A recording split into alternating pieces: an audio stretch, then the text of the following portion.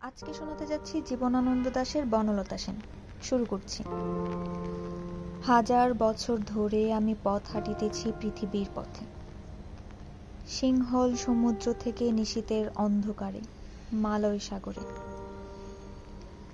অনেক ঘুরেছি আমি বিম্বিসার অশোকের ধূসর জগতে, সেখানে ছিলাম আমি আরো দূর অন্ধকারে, বিদর্ভ নগরে।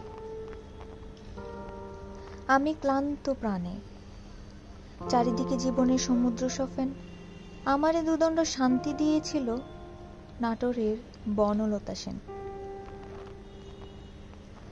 চুল তার কবেকার অন্ধকার বিদিশার নিশা, মুখ তার সাবস্ত্রী কারুকার্য। অতি দূরে সমুদ্রের পর হাল ভেঙে যে নাবিক হারাইছে দিশা। সবুজ ঘাসের দেশ যখন সে চোখে দেখে দারুচিনি দ্বীপের ভেতরে, তেমনই দেখেছি তারে অন্ধকারে। বলেছে সে, এতদিন কোথায় ছিলেন?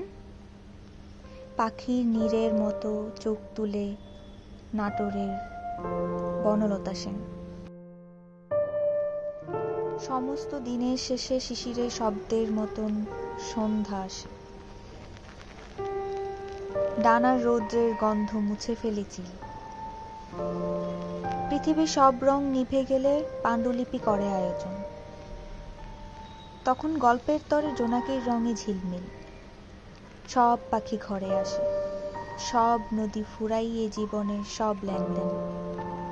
থাকে শুধু অন্ধকার, মুখোমুখি বসিবার বনলতা সেন। ধন্যবাদ।